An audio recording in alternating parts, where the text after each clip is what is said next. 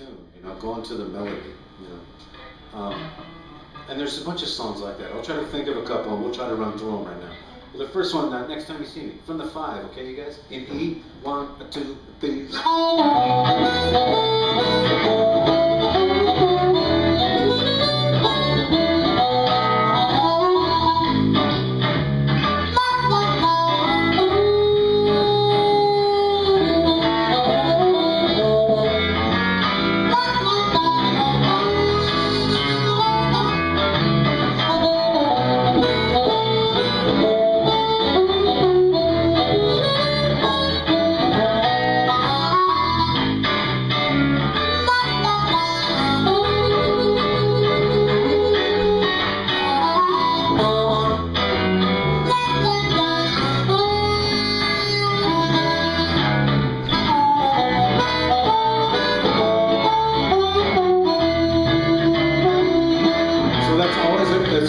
Always a good place to go, you know. That's one great melody. Another one is this one.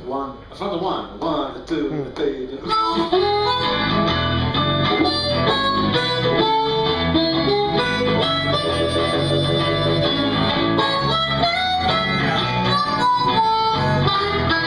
Anyone know what song? Anyone know what song that is?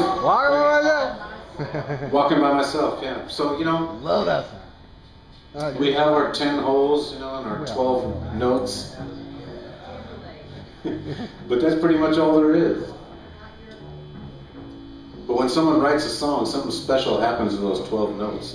And that melody is something else. You know? So there's a lot in there.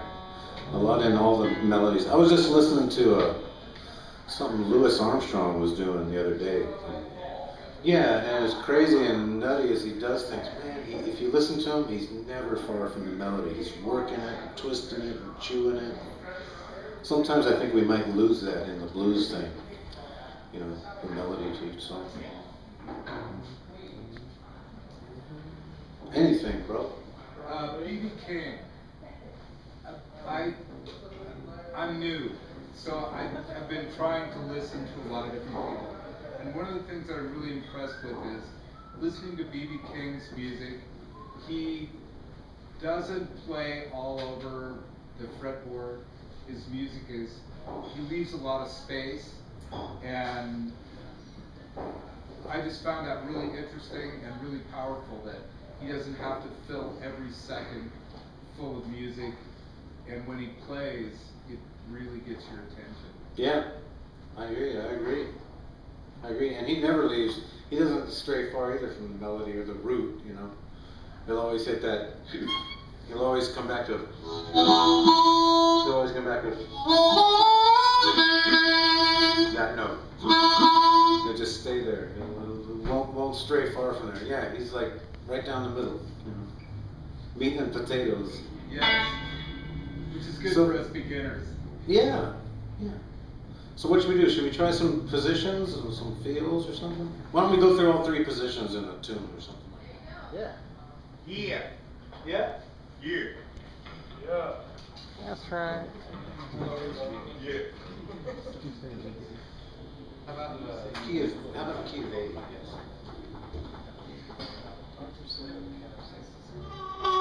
When you can really hear that, you know, other than that, everything I'm doing is like tongue blocking. So even those high notes.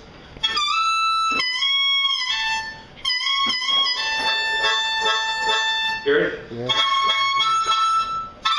To me, when you're tongue blocking and you try to bend a note, it makes you have good intonation, they call it. You know, when the sound just stays the same, the note just stays even, you know, as you bend it down. Doesn't get thin and squirrely, or just change color, you know. So to me, tongue blocking makes you bend notes like really solid and nice, or else you just can't.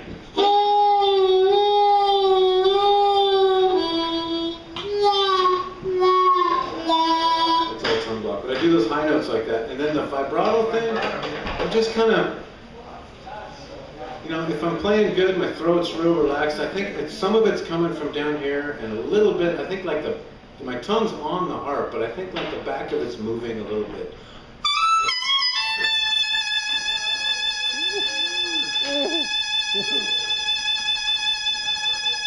So it's just like a combination of stuff. My tongue's moving a little, but it's really kind of wide open. If I'm playing good and singing good, which, you know, that's what we try to do all the time. But if I'm having a good night, my throat's real relaxed. You know? So.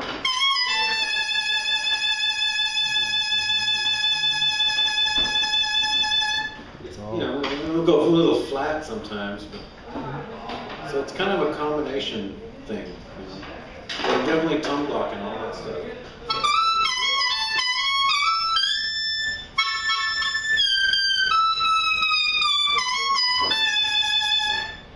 What harmonica are you using? Just marine bands out of the box. Regular marine band, standard, Yeah. nailed together, or a deluxe? Yeah. Nailed together. Yeah, I've been struggling with the harp thing. You know? Yeah. There's so many harmonicas. That's amazing. Customizers, I don't really even know what to do. I try them all. I keep liking marine bands though. Yeah. Yeah, there's a guy, his name is Nelson, he's in Indiana. I think I'm going to send him a couple and he's going to customize them, as they say. Seal them and stuff. And I'll see what Well, they're that's what I like. never heard of. Yeah, just marine bands out of the box. Hmm. Do you guys, are you guys on Facebook? Do you know this guy named Deke? Deke Harp. Yeah. Yeah, me and Deke. He gave me one of his. Yeah. I saw him at this crazy harp camp in Mississippi last week. And he gave me one of his Dekified harmonicas. They're pretty nice too. They're pretty nice too. I got 2 of them. Do you like them? Yeah.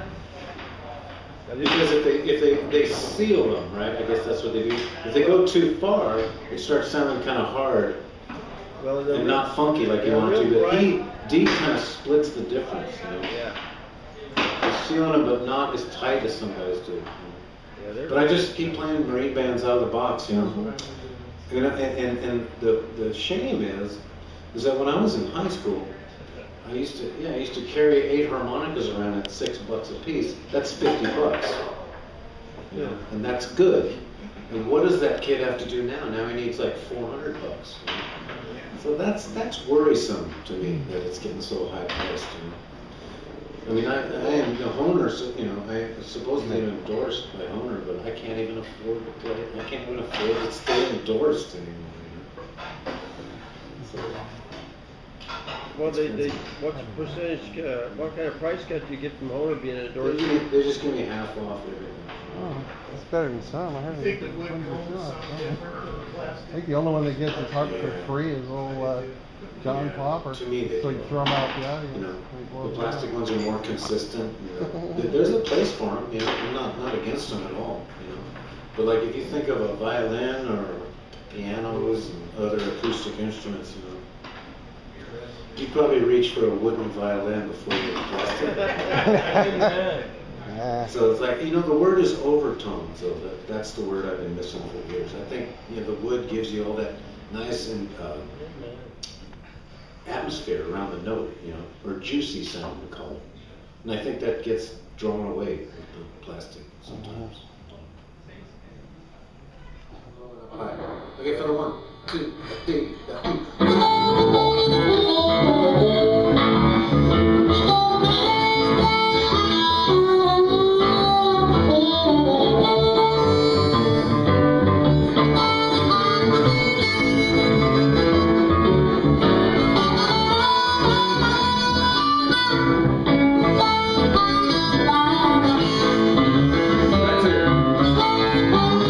You know I'm not creepy, baby. I can stand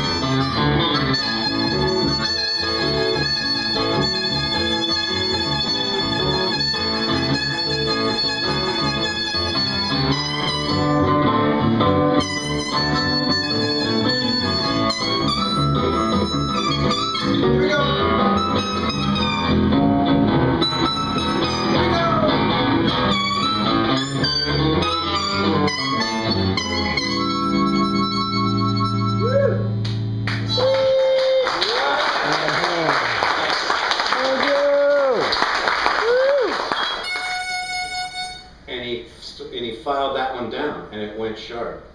Raises the pitch. And raise it up to that note. But then this one would no longer be available, right? So you wouldn't hear him hit both of them. Right. But yeah, I used to hear that too. Yeah. Now they do overblows. Now they get them more. Yeah, when I was at this thing in Mississippi, one happened to me. One jumped out of there. My old school. So they go up and they get them. They go up and get that note. Do you hear it pop out of there? But it was like he bent to it. Though. That was an overblow, man, from an old school dog. Right there. Yeah. It's some weird contortion that they're doing. You know? They're doing it all over the harp. Let's go dog. But yeah, Alan got it from filing that note. All right. Yeah. Thank you. You said you got any questions? Always have that. Good question.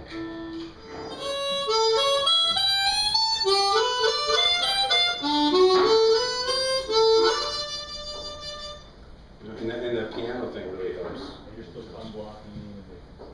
Uh-huh. But the chromatic thing, yeah, just like your other harmonica playing, just one little bit at a time, you know. Start in D and just try to reach out from there. You know, you can go pretty easily from D to the key of E flat, because in E flat you just hold it, you know, if you play in the D position, just hold the button in, you're in E flat, you've just jumped everything up half step. So instead of, you can just hold the button in and you have access to E flat.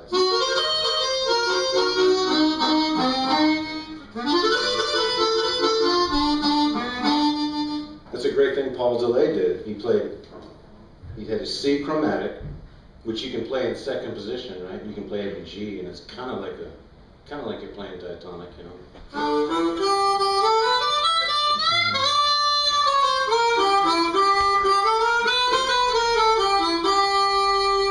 But he would play it and hold the button in, and then he's in A flat. He played in A flat all the time.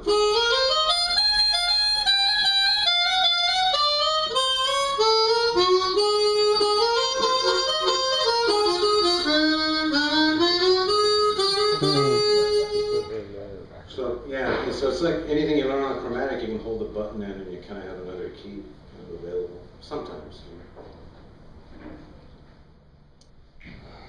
You guys play around with the octave thing and get notes. Playing with those sounds, you know, when you're doing two notes at once. When if you play around with the diatonic, you got to change your interval all the time.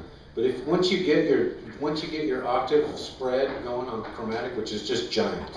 The first time I ever got it, I just was feeling like, you know, you're on a cartoon when the harp flies into the guy's mouth, and it's just that's what it felt like. But as soon as you get that,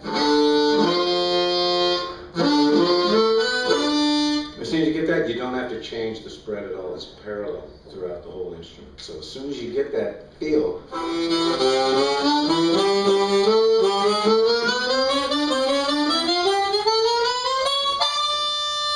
you can just run it, you know, with the same spread. You don't have to think about which one you're on and finesse it so much. How far is the spread? Right. How far is the Oh man, like a mile. It's like this far. It's like that guy on the Exile on Main Street record with those 3 oranges in his mouth. I don't know how far it is. That's a good question. Is it? I heard little Walter did 3 and then Bert Smith did 4. Tongue block 3. I know, I don't really know.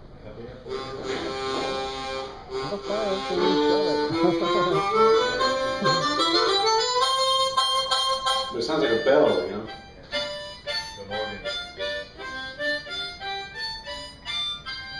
Yeah. Tricky thing. It's a tricky balance you're trying to strike between getting your sound and still having enough headroom, you know, to do the gig. Sometimes if it gets too distorted and too mushy, you gotta push real hard on harmonica all the time. And if you hear most of what I've been doing tonight has been really light, you know, it's been kind of close to the mic, but not much, not really attacking, really crazy.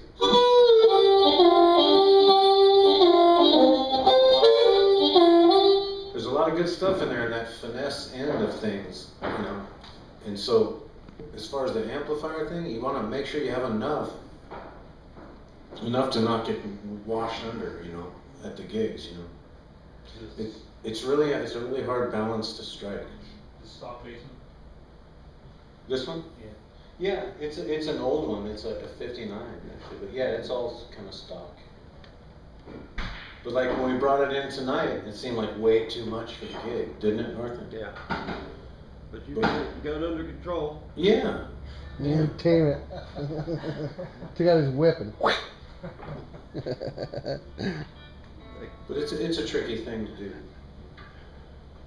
So you played the Kalamazoo to start, though, right? Yeah. Yeah. But a lot of tone out there. yeah, you don't want to get in that position where you're having to force, you know, you're having to like have your pedal on the metal the whole time, because there's so much beautiful notes back in there, other areas of the harp, you know. Good advice. What should we do? Sing one. Yeah. Wake Up and Worry. Let's do it. QG. Yeah. Just watch me for the stops. 1, 2, 2.